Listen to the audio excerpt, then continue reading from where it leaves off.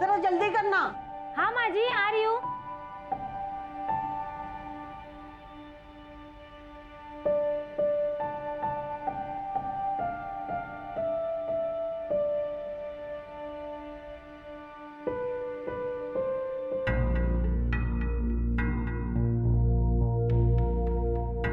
ये लीजिए माँ जी। रख ले। दीदी, आपको कोई मदद चाहिए? नहीं।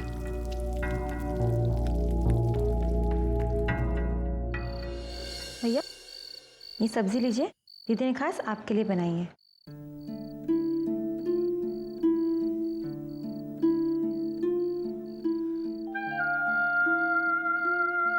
अरे रानी, खाना क्यों नहीं खा रही है? ढंग से खाना खाओ। आरशात पाहिलं स्वतःला? कितनी दुबली पतली हो गई है। हाँ, अरे माँ बनने जा रही हो। ढंग से खाना खाओ। निधि, तिला एक पोळी दे, तूप लावलेली।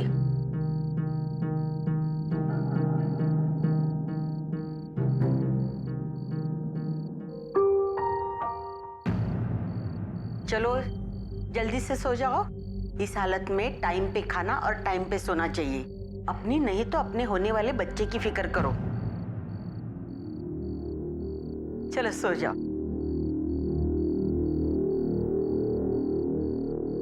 रानी, तुमने सुना नहीं मैंने क्या कहा? लाइट बंद करो और जल्दी से सो जाओ।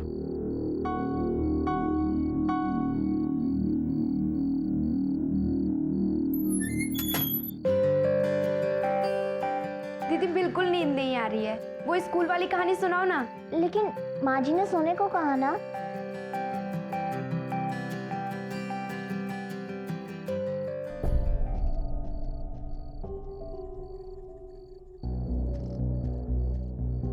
जैसे उसने पीछे देखा ना, टीचर वहाँ सामने खड़ा था।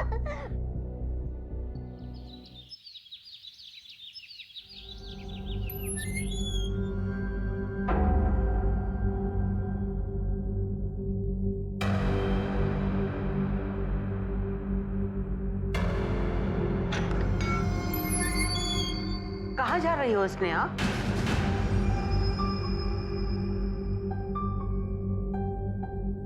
मैं पूछ रही हूँ स्नेहा, कहाँ जा रही हो? मैं वो अरे अरे स्नेहा, तुम बाहर कहाँ जा रही हो? मैंने तुम्हें अंदर के कमरे से लाने के लिए कहा था कपड़े। कोई बात नहीं, गलती से गई होगी। आओ प्रसाद ले लो।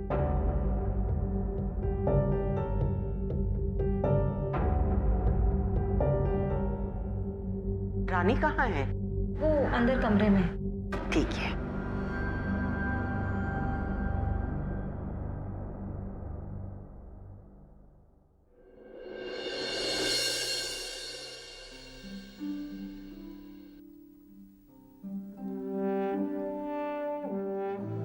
रानी,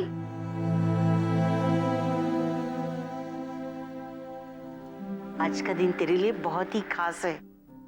आज मैंने बाप्पा से तेरे लिए खास प्रार्थना की है। बिल्कुल काळजी करू नकोस। निधि तुझे संभाल कर हॉस्पिटल लेके जाएगी। ले प्रसाद ले ले।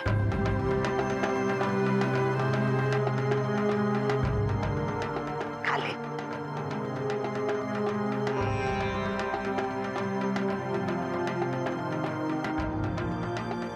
भारत में लड़कियों के लिए शादी करने की कानूनन उम्र 18 साल है, लेकिन इस घर में 4 नाबालिग लड़कियां गर्भावस्था में रह रही थी। सवाल था क्यों? इतनी कम उम्र की लड़कियों का गर्भवती होना एक गंभीर विषय था। लड़कियों को घर से बाहर जाने की मनाही थी, तो क्या इन लड़कियों को जबरदस्ती इस घर में रखा गया था? और इतना ही नहीं, जहां एक तरफ घर की मुखिया सावित्री गायकवाड़ घर में एक नए मेहमान के आने की उम्मीद पर खुशियां जता रही थी, वहीं दूसरी तरफ उसी बात पर रानी के चेहरे पर आखिर डर क्यों नजर आ रहा था?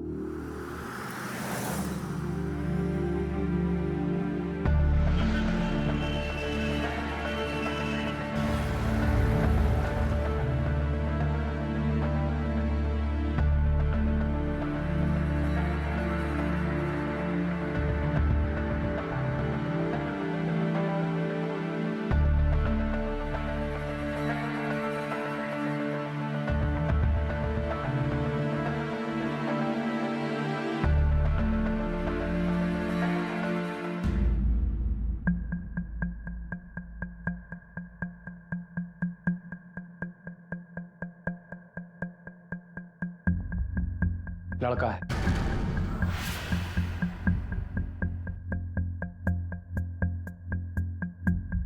मुझे सुरेश और रितेश से बात करनी होगी।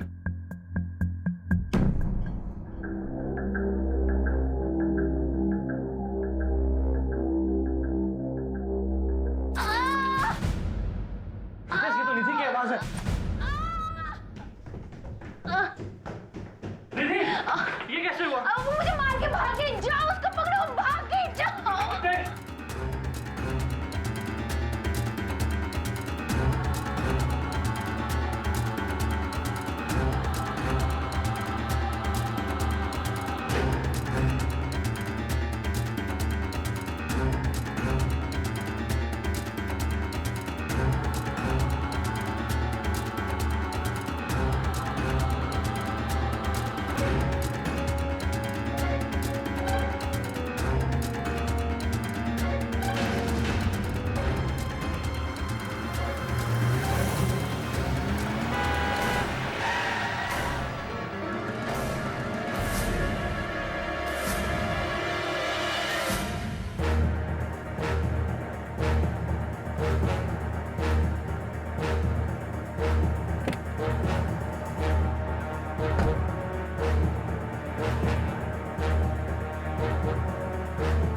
रितेश, निकल निकल निकल।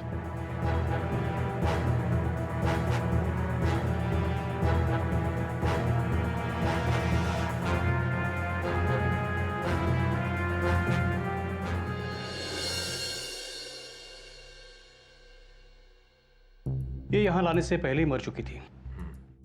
डॉक्टर, इस लड़की की उम्र क्या रही होगी? 16-17 साल? जी हाँ, पर और एक बात, ये लड़की प्रेग्नेंट थी और बाकी बातें तो पोस्टमार्टम रिपोर्ट आने के बाद ही पता चल सकती है। क्या नाम है आपका? Sir Prem Kumar sir. Sir इसमें हमारी कोई गलती नहीं है सर। सर वो लड़की अचानक हमारी गाड़ी के सामने आ गई। मैंने उसे बचाने की पूरी कोशिश की सर, आप यकीन मानिए। ठीक है, अभी आप जा सकते हैं, लेकिन अगर बाद में जरूरत पड़ेगी तो आप लोगों को यहाँ आना पड़ेगा। ठीक है सर। हिराम, इनका स्टेटमेंट लिख लो और जहां पर एक्सीडेंट हुआ है वहां पर जाकर लोगों से पूछताछ करो और देखो क्या पता चलता है। Okay sir.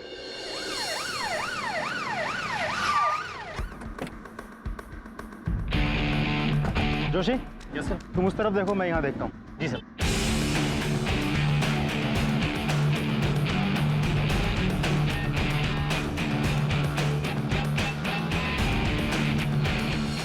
कल रात को इस लड़की का एक्सीडेंट हुआ था यहाँ, कुछ बता सकते हो? हाँ साहब ऐसा हुआ कि कल रात जब मैं दुकान बंद करके जा रहा था तभी वो लड़की भागी भागी आई। शायद कुछ लोग उसका पीछा कर रहे थे और भागते हुए अचानक वो गाड़ी के सामने आ गई। तुमने उन लोगों को देखा था जो उस लड़की का पीछा कर रहे थे? नहीं साहब, मैं काफ़ी दूर से देख रहा था और जब एक्सीडेंट हुआ तो मैं यहाँ से चला गया। अब मुझे लगा कहीं पुलिस आई तो मुझे। अच्छा, लड़की किस तरफ से भाग कर आ रही थी? वो साहब वो सामने वाली गली से, वहाँ से। वो वाली गली? हाँ साहब, वो सामने। ठीक, चलो देखते हैं।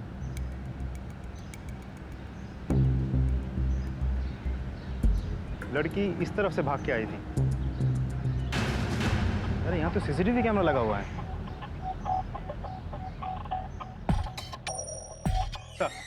जिस जगह पर एक्सीडेंट हुआ था वह बिल्कुल पास के एक बिल्डिंग में सीसीटीवी कैमरा लगा हुआ है। ये रही उसके फुटेज।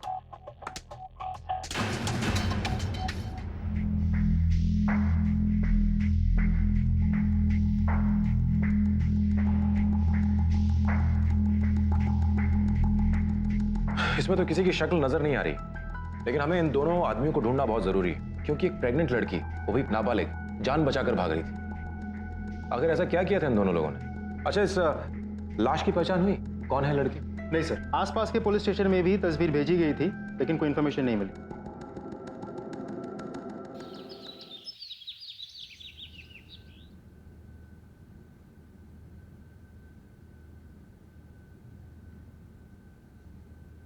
शालू दीदी। हाँ बोलो। शालू दीदी। हाँ बोलो ना। ये रानी दीदी कहाँ है? अब वो वापस क्यों नहीं आई? और ये निधि दीदी को भी सिर पे चोट लगी है। क्या हो रहा है ये सब?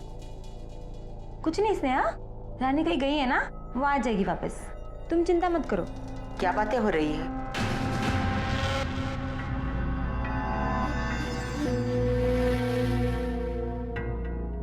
नहीं कुछ नहीं माँ जी, वो बस ऐसे ही बात कर रहे थे।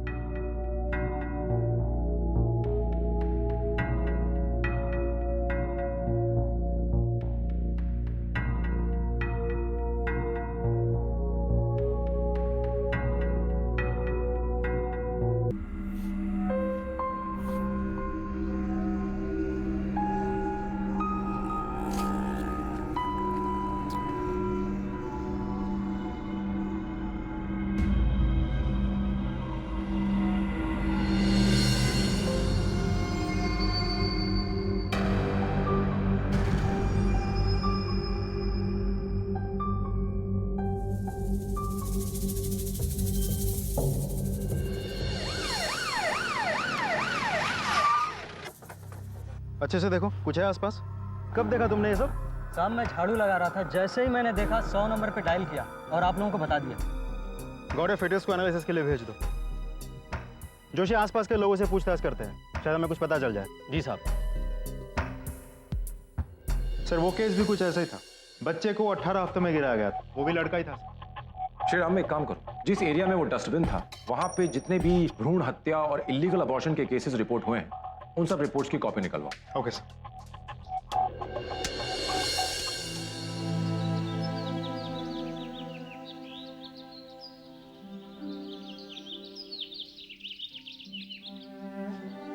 परी, बच्चे का ध्यान रखना, ठीक है? और तुम्हारा भी।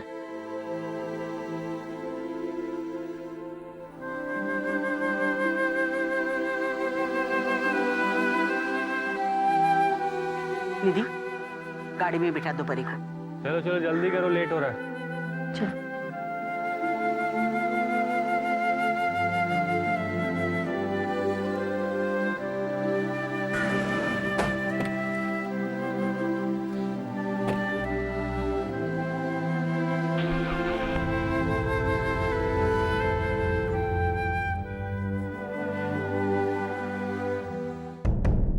सर, ये उस एरिया में जितने भी पुलिस स्टेशन हैं, वहां पिछले 2 सालों में जितने भी भ्रूण हत्या के केसेस दर्ज हुए हैं, सब उनके फाइल्स हैं।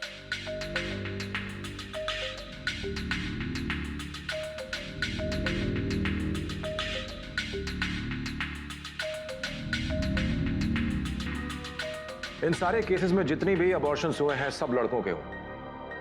ये कन्या भ्रूण हत्या के बारे में तो मैंने बहुत सुना था, पर यह तो मामला उल्टा ही है। कोई तो है, कोई इंसान, कोई संगठन या फिर कोई समुदाय जो ये भ्रूण हत्याएं जानबूझ के करवा रहा है। अच्छा, जहां जहां से तुमने इस केसेस की फाइल निकलवाई वहां पर इन केसेस का क्या स्टेटस था? सभी कोर्ट केसेस हैं सर। अच्छा श्रीराम, आज से कुछ महीने पहले एक लड़की का एक्सीडेंट हुआ था, याद है? जो किसी से जान बचाकर भाग रही थी। उसके गर्भ में भी तो एक लड़का था। बिल्कुल सर। जो भी हो, कहीं ना कहीं सेक्स डिटर्मिनेशन हो रहा है। एक काम करो श्रीराम, तुम एक टीम रेडी करो और सबको यहाँ मीटिंग के लिए बुलाओ 1 घंटे में। Sir, I have a plan. Okay sir.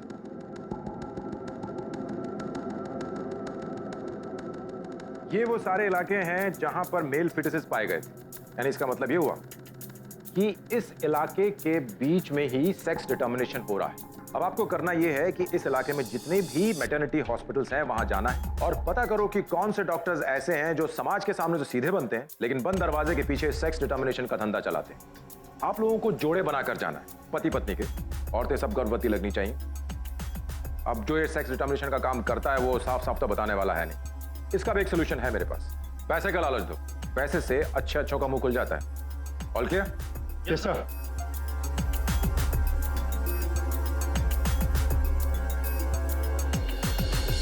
Police के सामने एक बड़ा खुलासा हुआ था, एक अनसुना और असाधारण मामला। इतने बड़े पैमाने पर मेल फीटिसाइड यानी कि नर भ्रूण हत्याएं की जा रही थी। पुलिस के लिए यह बेहद चौंकाने वाला मामला था। लेकिन ऐसी अनसुनी घटना की आखिर वजह क्या थी? सिर्फ मेल फीटस का मिलना।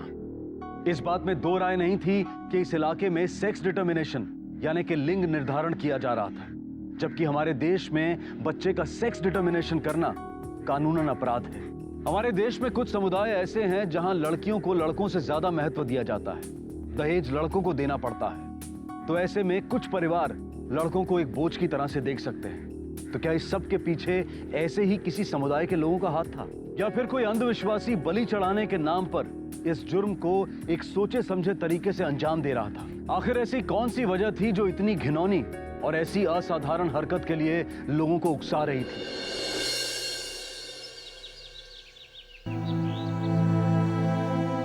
ये गोली ले ले, पानी देती हूँ। जब पेट से होते हैं ना तो ऐसा दर्द होता ही है। अपने बच्चे के लिए ऐसी तकलीफ तो सहनी पड़ती है।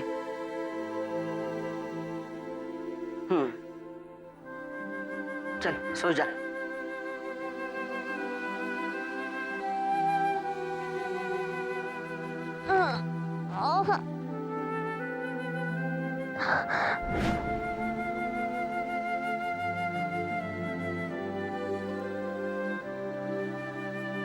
स्नेहा भात खाচ্ছিস না কেন? মা পেটে ব্যথা হচ্ছে। क्या हुआ मेरी बेटी को? बाबा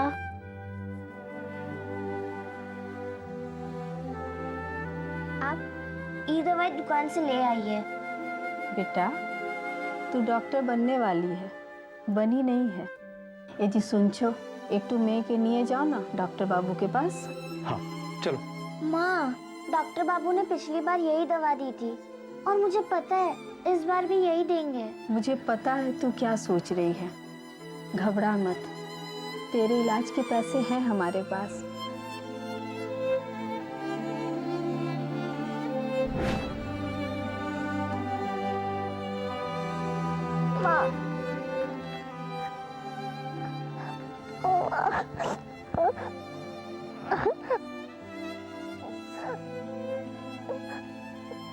डॉक्टर साहब हमारे पास पैसों की कोई कमी नहीं है, घर में लक्ष्मी है, हमारी एक बिटिया है, हमें बस एक बेटा चाहिए जो हमारे परिवार का नाम आगे बढ़ाए। तो हम दोनों की विनती है बस टेस्ट करवा के हमें इतना बता दीजिए कि हमें बेटा होगा या बेटी।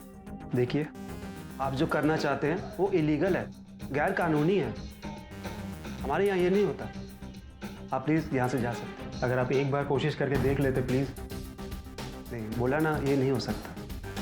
ठीक है चलो।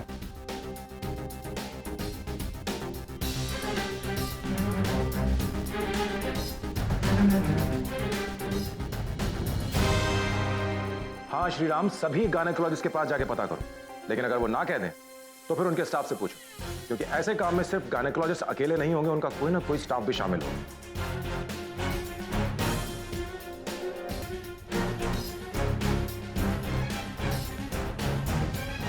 अच्छा ठीक है।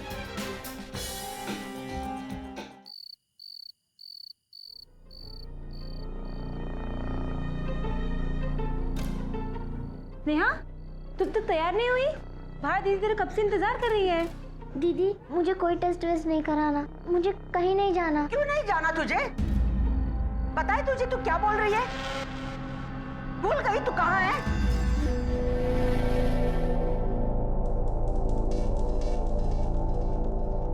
क्यों गुस्सा दिलाती है तू मुझे?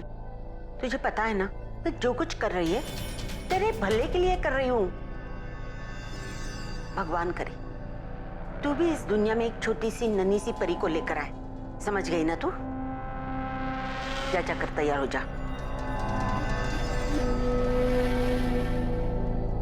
जा रही है ना तू?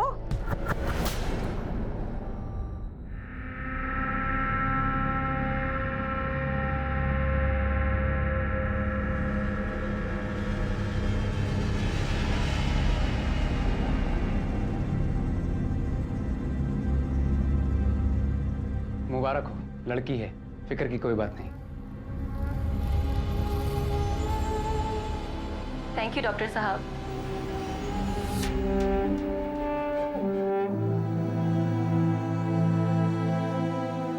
देखा डर रही थी, लड़की है ना। स्नेहा के पेट में एक छोटी बच्ची पल रही थी और उसे इस बात का अंदाजा था कि शायद उसका गर्भपात नहीं करवाया जाएगा, लेकिन फिर भी स्नेहा डरी हुई थी। क्या स्नेहा के डर की वजह मां बनने की जिम्मेदारी थी या वो अपनी बच्ची को लेकर चिंतित थी?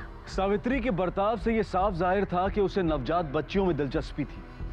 आखिर क्या होने वाला था इन बच्चियों के साथ। दूसरी तरफ पुलिस घास के ढेर में सुई खोज रही थी, लेकिन जब तक पुलिस इस केस को सुलझाती उतने वक्त में न जाने कितने अजन्मे शिशुओं की जान खतरे में थी। देखिए, मैं आपकी परेशानी समझ सकता हूँ, इसलिए मैं सिर्फ आपके लिए ये काम कर दूंगा, लेकिन एक शर्त है, आप इसके बारे में किसी से बात नहीं करेंगे। नहीं नहीं जी, बिल्कुल नहीं। और हाँ, इस प्रोसीजर के 35,000 रुपये लगेंगे। समझो मिल गए। पाजी तुझसे सिर्फ ये दसो आना कब है? अभी करें? नहीं नहीं, अभी नहीं, आप रात को 11 बजे आइए, मैं आपका इंतजार करूंगा। ठीक है जी, मेहरबानी। चलो आराम से।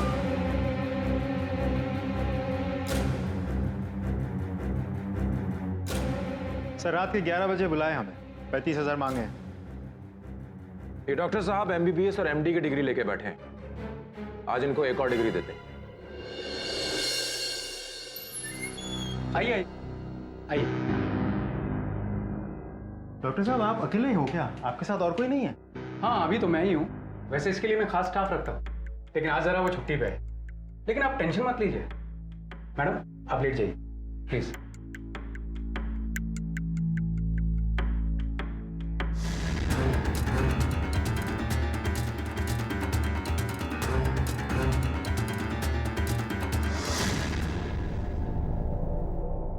बड़ी जल्दी है यहां से भागने की।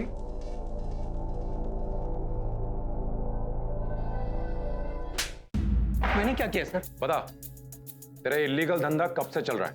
कौन सा धंधा सर? सर आज पहली बारी किया और आपने पकड़ लिया सर।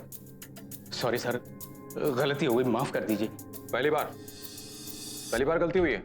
डॉक्टर तू सच सच बता दे, नहीं तो तेरी इस डिग्री के साथ एक और डिग्री जोड़ दूंगा, 3rd डिग्री। बोलता है क्या नहीं? सर दो साल से सर, दो साल से।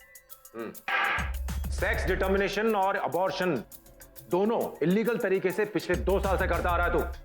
और तूने जिन जिन लोगों के अबॉर्शन किए हैं उन सब ने हमें स्टेटमेंट दिया है, सबने तेरा नाम लिया है, इसलिए झूठ बोलने की कोशिश मत करना। सच बता, सच बता। क्या बताऊं सर, वो मुझे तो बस काम के पैसे मिलते थे, वो मेरे पास कस्टमर लेकर आता था। वो कौन? सर वो विजय सर, विजय लेकर आता था सर। और सर वो प्रेग्नेंट लड़की को लेकर आता था, उसका बच्चे का सेक्स डिटर्मिनेशन करवाता था, और लड़का होता तो अबॉर्शन के लिए कहता था, और लड़की होती तो वो वापस चला जाता था सर। कौन है विजय? विजय कंपाउंडर है सर, स्टार हॉस्पिटल में काम करता है, और इस काम के पैसे भी मुझे वही देता है सर। कहां मिलेगा विजय अभी?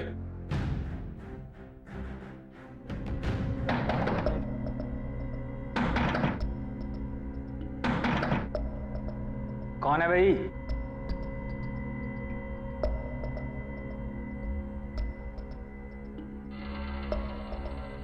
विजय चल चल चल चल। सब मैंने कुछ नहीं किया साहब। देख बेटा, हम जानते हैं कि तू अकेला नहीं है, इसलिए भलाई इसी में है कि तू सब सच सच बता दे। अब आप क्या बोल रहे हो, मुझे कुछ समझ नहीं आ रहा साहब। देख, अगर तू हमारे साथ कोऑपरेट नहीं करना चाहता है मत कर, तेरी मर्जी, लेकिन फिर तुझे जेल में जाने से कोई नहीं रोक पाएगा। लेकिन हाँ, अगर तू हमारी मदद करेगा ना तो हम तुझे सरकारी गवाह बना लेंगे, और फिर हो सकता है तेरी सजा कुछ कम हो जाए, या फिर तेरी सजा माफ भी हो सकती है। सोच ले। क्यों, मदद करेगा ना? स्नेहा तुम खाना क्यों नहीं खा रहे हो? स्नेहा, ये क्या नाटक चल रहा है? हाँ? तुम दोनों घर में लक्ष्मी लाने वाली हो, इसलिए मैं बहुत खुश हूँ। मेरे खुशियों पे पानी मत फेरना, समझे? इतनी सेवा कर रही हो, ख्याल रख रही हो, तेरा नाटक चल रहा है।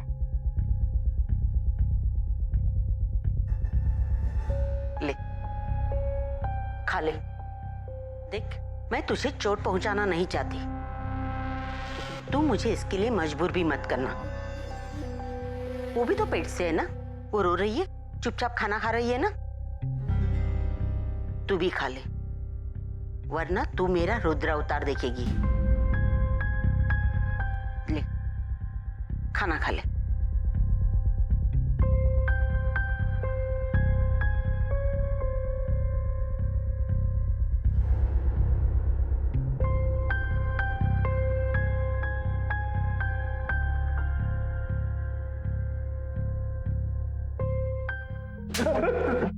होता है, सच सच बता।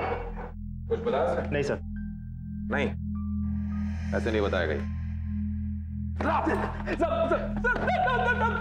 मैं बताता हूँ साहब, मैं सब बताता हूँ साहब।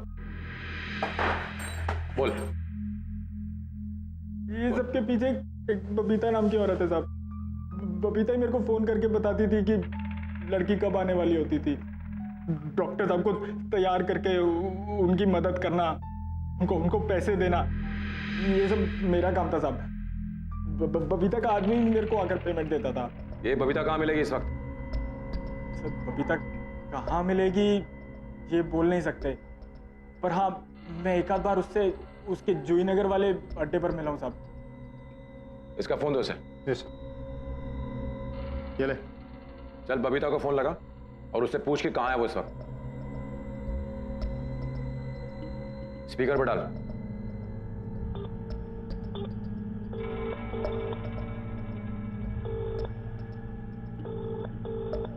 सब उठा नहीं रही है। विजय के बयान के मुताबिक इन नर भ्रूण हत्याओं को एक देह व्यापार चलाने वाली महिला अंजाम दे रही थी, लेकिन अब भी कई सवाल थे जिनके जवाब मिलने बाकी थे। आखिरकार ये बबीता नाम की महिला कहां थी और क्या राज छुपाकर बैठी थी? सावित्री गायकवाड़ का इस देह व्यापार से क्या लेना देना था और वो लड़कियों के साथ क्या करने वाली थी? लेकिन सबसे महत्वपूर्ण सवाल यह था कि नर भ्रूण हत्याएं करके आखिर ये लोग पाना क्या चाहते थे? सब बबीता का ही फोन आ रहा है। उठा, बात कर। हेलो बबीता मैडम, किधर हो आप? क्यों? तेरे को इससे क्या मतलब? हाँ क्या मैडम, मैं सोच रहा था कि अभी आपके जूही नगर वाले अड्डे पे आऊं, आप कोई अच्छी लड़की दिखाती तो मजा आ जाता। वैसे तो मैं बाहर जा रही थी, अब तुझसे मिलके ही जाती हूँ। तू भी क्या याद रखेगा? आ जा। ठीक है, मैं आता हूँ अभी थोड़ी देर में। जूही नगर में ये सब। देखो सेठ, इससे अच्छा माल तुम्हें और कहीं नहीं मिलेगा। है ना बिल्कुल छुई मुई जैसी।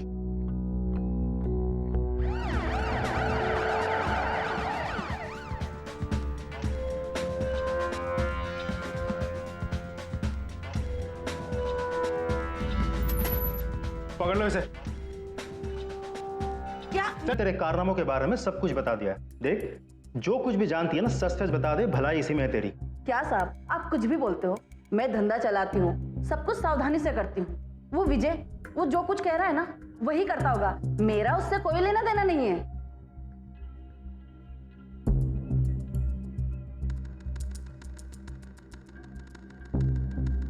सर, वो मुंह नहीं खोल रही है। मुंह नहीं खोल रही? नहीं सर। मैं बबीता का फोन ही देख रहा था। इसमें उसने अपनी कुछ लड़कियों की तस्वीरें सेव करके रखी हुई हैं, शायद क्लाइंट्स को दिखाने के लिए। इसमें से मुझे एक तस्वीर मिली है, देखो। सर ये तो वो एक्सीडेंट वाली लड़की की तस्वीर है। एग्जैक्टली।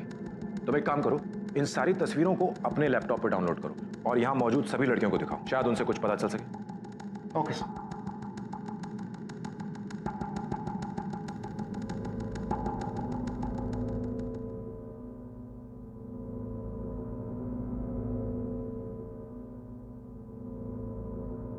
इस लड़की को पहचानती हो? हाँ। हमें बता सकती हो लड़की कहाँ मिलेगी?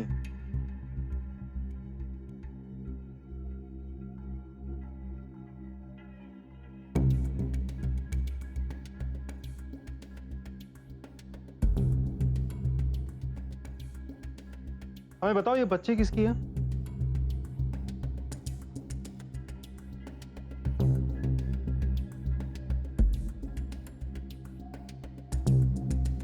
बेटा डरो मत, इधर आओ। ये बच्चे तुम्हारी हैं?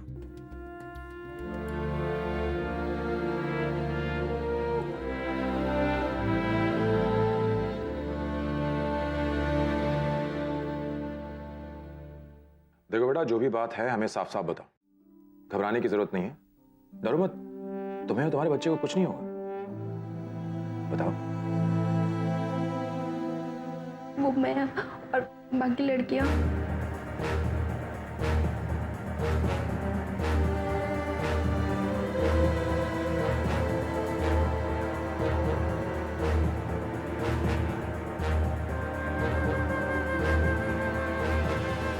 बेटा तुम ये जो सावित्री बता रही हो इसे पहचान सकती हो? श्रीराम सर एक स्केच आर्टिस्ट अरेंज करो और इनके साथ बैठकर के सावित्री और उसके परिवार वालों का एक स्केच बनवाओ। उसके बाद ये स्केचेस बबीता के सामने रखो, देखते हैं फिर उसकी जबान कैसे नहीं खुलती।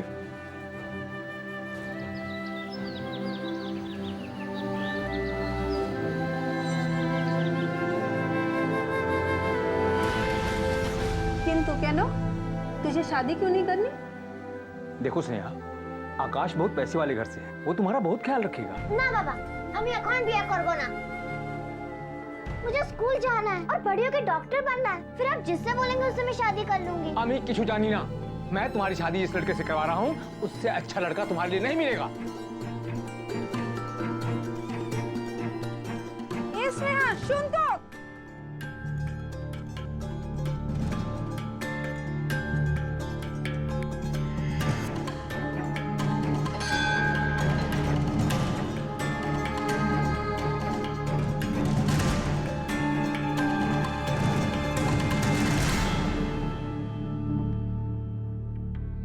बेटा क्या बात है, तुम बहुत परेशान दिख रहे हैं। ये लो प्रसाद खाओ।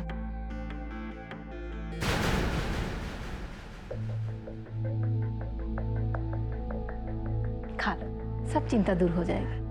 खाओ।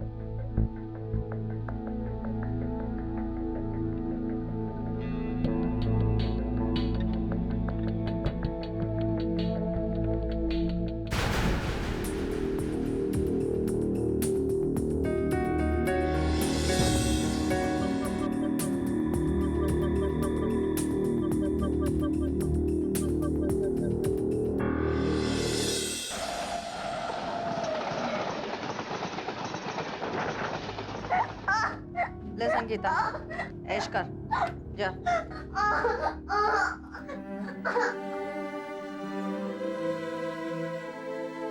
अरे स्नेहा, तुम यहाँ क्या कर रही हो? दीदी कुछ समय के लिए मुझे अकेला छोड़ दीजिए।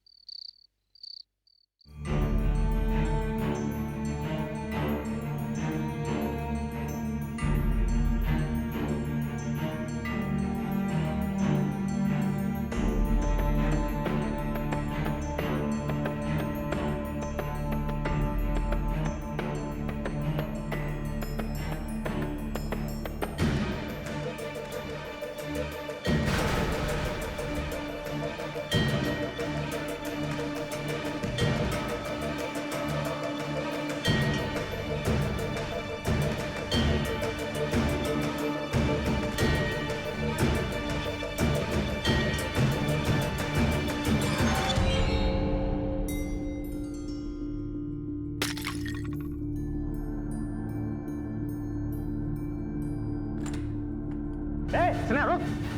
अरे क्या हुआ? अरे भागो भागो, पकड़ो उसे।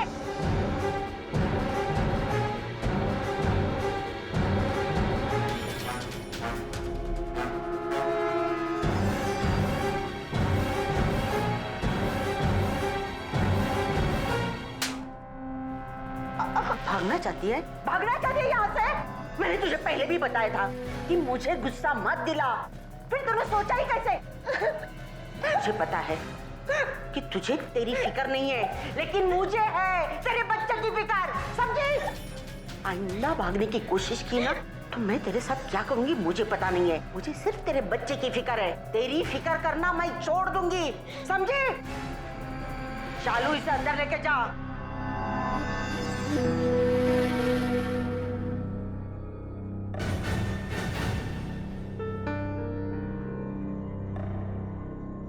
और तुम दोनों, अगर इसने फिर से भागने की कोशिश की ना तो उसके हाथ पैर तोड़ दो। सिर्फ बच्चा पैदा करने के लायक छोड़ो उसको, समझे? किसी भी महिला के जीवन में गर्भावस्था एक अहम समय होता है, लेकिन अगर ना चाहते हुए भी किसी महिला को गर्भ धारण करना हो तो वही समय उसके लिए असहनीय हो सकता है। 14 साल की स्नेहा के लिए एक असंभव समय साबित हो रहा था। एक छोटी सी बच्ची को इतना दर्द सहना पड़ रहा था। स्नेहा नहीं चाहती थी कि जो कुछ उसके साथ हुआ है वही सब कुछ उसकी बेटी के साथ भी हो।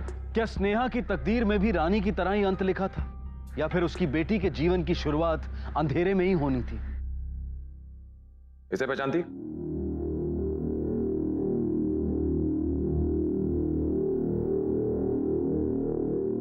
तेरे मोबाइल से कुछ लड़कियों की तस्वीरें मिली हैं।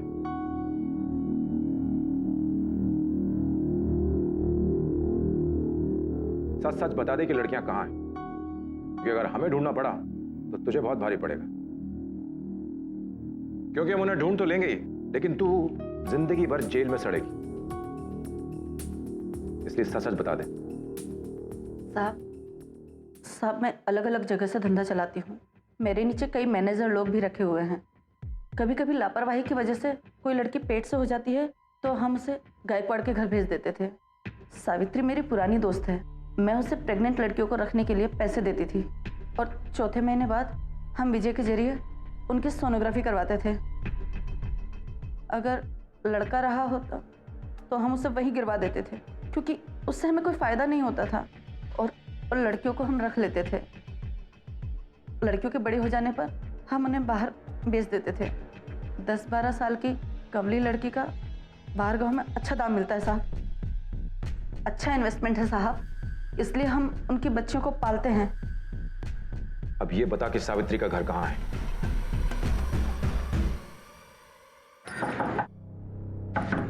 स्नेहा, स्नेहा दरवाजा खोलो। स्नेहा, क्या हुआ? स्टोर रूम का दरवाजा क्यों खटखटा रही है? माँ जी स्नेहा ने खुद को बंद कर लिया है, दरवाजे नहीं खोल रही है। स्नेहा, स्नेहा दरवाजा खोल। रितेश, सुरेश, हाँ माँ। अरे देखो तो दरवाजा नहीं खोल रही है ये। स्नेहा, स्नेहा दरवाजा खोलो। स्नेहा, स्नेहा दरवाजा खोलो। दरवाजा खोल। स्नेहा दरवाजा खोलो। स्नेहा दरवाजा खोलो, दरवाजा तोड़ दूंगा। स्नेहा, स्नेहा, स्नेहा, स्नेहा, स्नेहा दरवाजा खोलो। स्नेहा,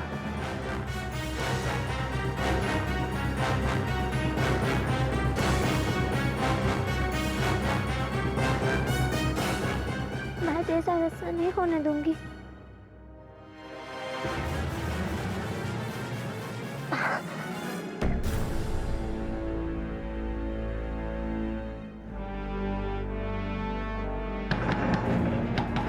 दरवाजा खोलो।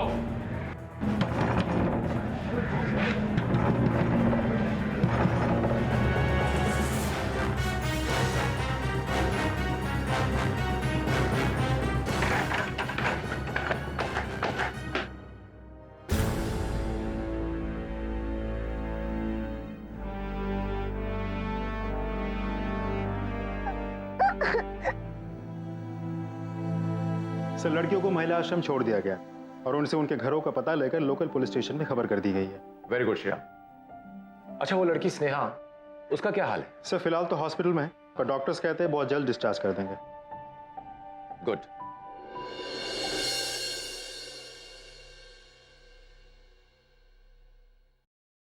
स्नेहा, स्नेहा, देखो कौन आया।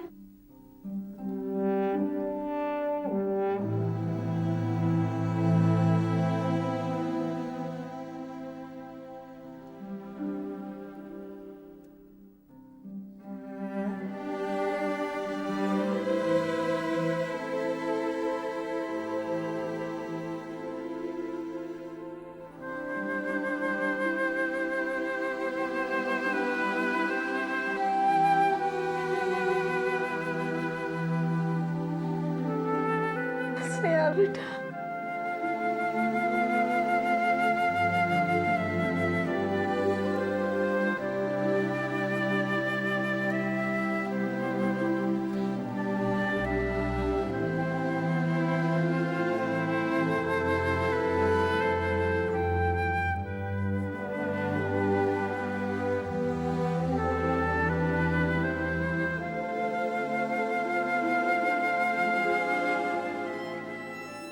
पहली नजर में देखने पर जो साफ नर भ्रूण हत्या का मामला दिखाई दे रहा था, उसके राज खुलने पर जैसे एक के बाद एक जुर्म की परतें निकलती गई। अपहरण, देह व्यापार, सेक्स डिटर्मिनेशन, गैर कानूनी तौर पर गर्भपात, नाबालिग बच्चियों का शोषण।